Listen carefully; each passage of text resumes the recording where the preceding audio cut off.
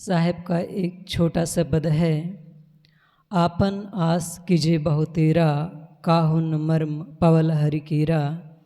इंद्री कहाँ करे विश्रामा, सो कहाँ गए जो कहत होते रामा। सो कहाँ गए जो होत सयाना, होए मृतक वह पद ही समाना। रामानंद राम रस माते, कहें कबीर हम कह के थाके। साहब का यह पद बीजक का है, 4 पंक्तियों का। और इसमें साहब बताते हैं कि अपने बल का भरोसा करो। आपन आस कीजे बहु तेरा, काहू न मर्म पवल हरि कीरा। हमारे जीवन में या कहें मनुष्य के जीवन में दुख आता है, संताप आता है, तो उस दुख संताप को मिटाने के लिए वह किसी परमात्मा ईश्वर की ओर दौड़ता है, उसका आशा भरोसा करता है कि उसका दीदार हो जाए, उसका दर्शन मिल जाए तो मेरे जीवन में जो दुख है, जो अशांति है, मेरा जीवन जो दुखों से भरा है वह मिट जाए।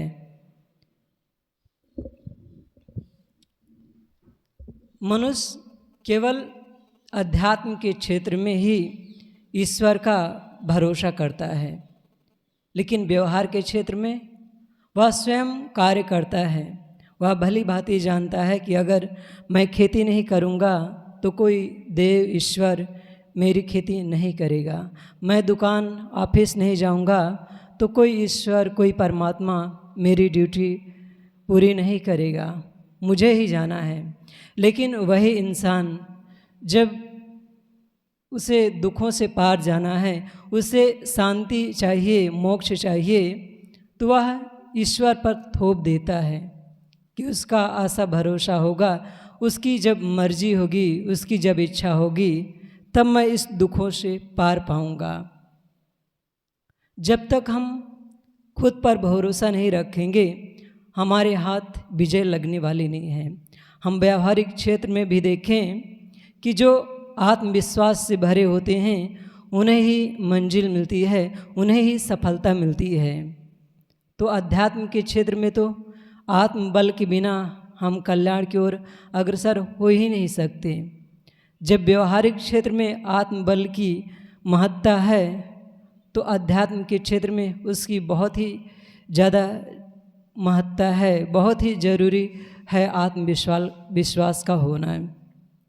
अपने देश में जैसे सम्राट अशोक हुए, चंद्रगुप्त मौर्य या कहें विक्रमादित्य, ये सब बड़े बड़े योद्धा हुए। ऐसे ही फ्रांस के एक बड़े योद्धा हुए नेपोलियन बोनापार्ट। वे कभी भी कोई युद्ध न हारे थे, एक ही युद्ध हारा था, लेकिन उसमें भी उसकी ही कमजोरी थी। उसको तो नहीं कहूँगा, लेकिन जो कहानी है उसको कहता हूँ। एक युद्ध हारे लेकिन बाकी युद्ध वे सब जीते। एक बार वह अपने सैनिकों के साथ अल्पस पहाड़ है एक फ्रांस के पास, तो वह उसको पार कर रहा था। तब उस पहाड़ के नीचे तराई में एक बूढ़ी माई रहती थी। तो उसने नेपोलियन से कहा कि बहुत से राजे महाराजे आए, लेकिन इन दुर्गम घाटियों को वे पार न कर सके। तुम भी वापस लौट जाओ, क्योंकि तुम भी इन अल्पस की चोटियों को, पहाड़ियों को नहीं कर पाओगे। तो नेपोलियन बोनापार्ट ने कहा कि मेरे डायरी में असंभव नाम की कोई चीज़ ही नहीं है, मैं ज़रूर इन चोटियों को पार करूँगा। और इतिहास कहता है कि वह अपने सैनिकों के साथ उन दुर्गम घाटियों को, उन दुर्गम चोटियों को पार किया। हम सब जगदीश चंद्र बसु का नाम जानते हैं। वे हमारे एक बहुत ही प्रसिद्ध वैज्ञानिक हुए, महान वैज्ञानिक हुए। जब वे पहली बार इंग्लैंड गए, एक सभा में उनको भाषण देना था, वैज्ञानिकों की सभा थी, तो सबको अपने अपने विचार रखने थे। जब वहाँ गए तो वे अपने साथ भारत से छोटे छोटे पौधे भी ले गए थे, और सबसे पहले उनको ही सभा में बुलाया गया। जब वे मंच पर गए तो ये पौधे भी लेकर साथ में गए थे, और उन्होंने कहा कि पौधों में जीवन होता है।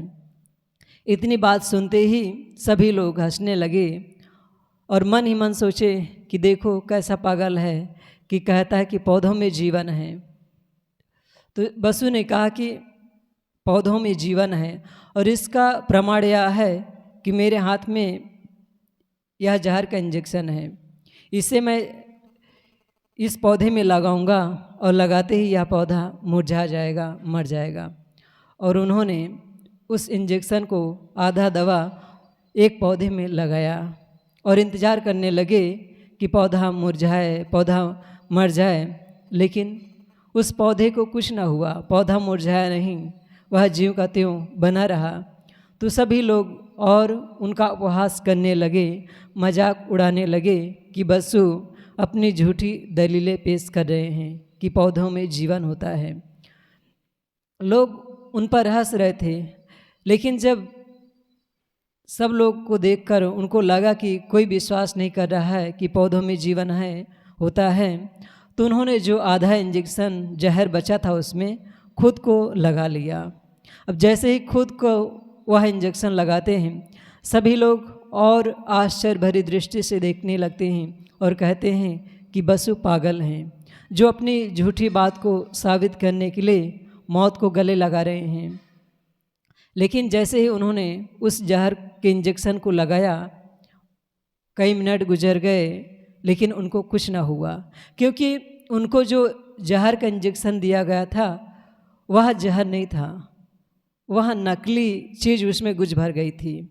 जब उसकी परख हुई, जांच की गई, तो पता चला वह जहर था ही नहीं, उसमें गलती से कुछ और दवा भर गई थी और उनको दोबारा से असली जहर का इंजेक्शन दिया गया। उन्होंने पुनः पौधे में लगाया और जैसे ही पौधे में लगाया वह पौधा मुरझा गया, सूख गया। सभी लोग अभी तक जो उनका उपहास कर रहे थे, मजाक उड़ा रहे थे, बसु की सफलता पर या कहें उनके आत्मविश्वास पर सभी ताली बजाए और उनका हौसला अफजाई किया।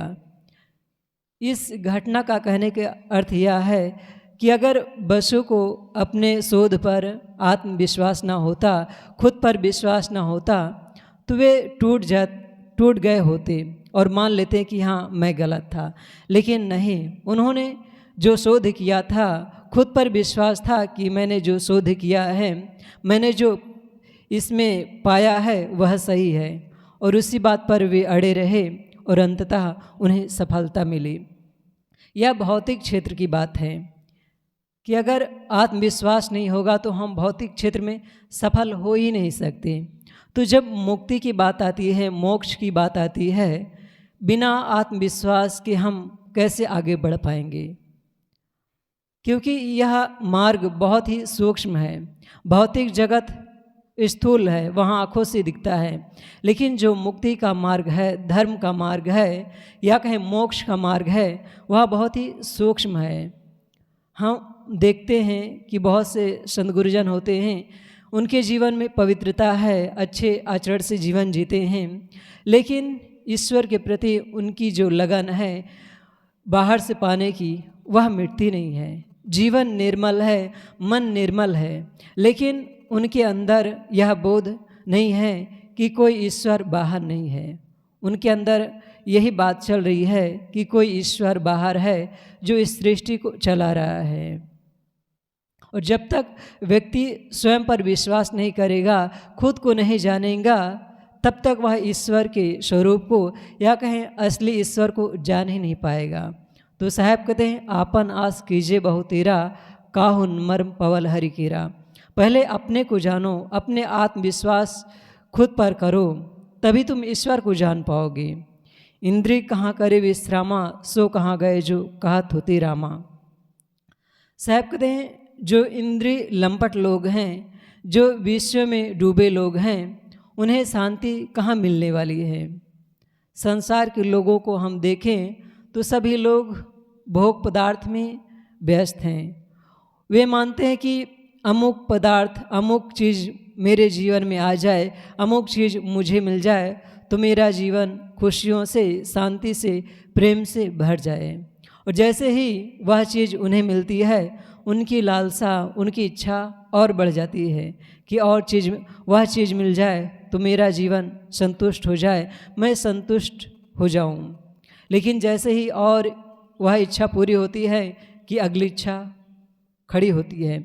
इसलिए किसी शायर ने कहा, हजारों ख्वाहिशें ऐसी कि हर ख्वाहिश पर दम निकले, बहुत निकले मेरे अरमान लेकिन फिर भी कम निकले।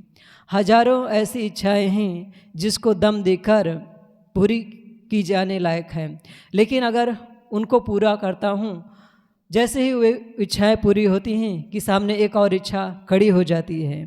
तो इच्छाओं की पूर्ति हम नहीं कर सकते, लेकिन संसार के लोग पदार्थों में डूबकर इंद्रियों के वशीभूत होकर शांति पाना चाहते हैं। जब तक हम इंद्रियों को बस में नहीं करेंगे, पदार्थों से अपनी दृष्टि नहीं मोड़ेंगे, हमें आत्म सुख, परमात्मा का जो दर्शन या कहें जो उसकी अनुभूति होती है वह हम नहीं कर पाएंगे। जब गौतम बुद्ध सिद्धार्थ अपना राजमहल छोड़कर, बोलिए सद्गुरुदेव की जय, जब सिद्धार्थ अपने महल से निकले सन्यास के लिए, तब मगध के राजा बिंबिसार उनके पास आए और बोले, तुम अभी संसार का सुख भोगो, अभी तुम क्यों सन्यासी बन रहे हो? यह तो बाद की बात है, अभी तुम संसार का जो सुख है राग रंग का, उसका उपभोग करो। अगर तुम अपने महल नहीं जाना चाहते हो तो ऐसा करो कि तुम मेरा आधा राज ले लो और यहीं राज व्यवस्था करो। तो भगवान बुद्ध तो उसमें नहीं थे, गौतम बुद्ध ही थे, क्योंकि उसमें वे समाधि को या कहें मोक्ष को, निर्वाण को नहीं उपलब्ध हुए थे। तो उन्होंने कहा, ठीक है, आपकी बात मैं मानता हूँ, मैं वापस अपने राजमहल लौट जाता हूँ, लेकिन मेरी कुछ शर्त हैं। अगर आप उन शर्तों को पूरा कर दें तो मैं ज़रूर वापस लौट सकता हूँ। तो श्रेणिक बिंबिसार ने कहा कि बताएं, मैं कोशिश करता हूँ आपकी इच्छाओं की, आपकी जो मांग है उसे पूरी करने का। तो भगवान बुद्ध ने कहा कि अगर आप चाहते हैं कि मैं वापस लौट जाऊँ और संसार का सुख भोगूँ, तो आप मुझे ऐसा पदार्थ दें, ऐसा भोग दें जो कभी न छिड़ हों।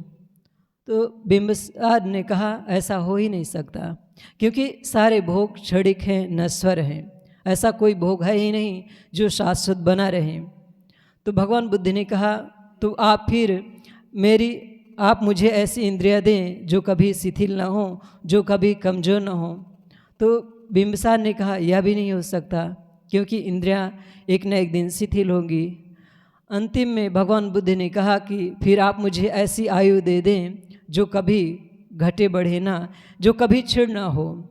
तो बिंबिसार ने कहा, ऐसा नहीं हो सकता, जो जन्म लिया है वह मरेगा, आयु दिन रात क्षीण हो रही है, उसको रोका नहीं जा सकता।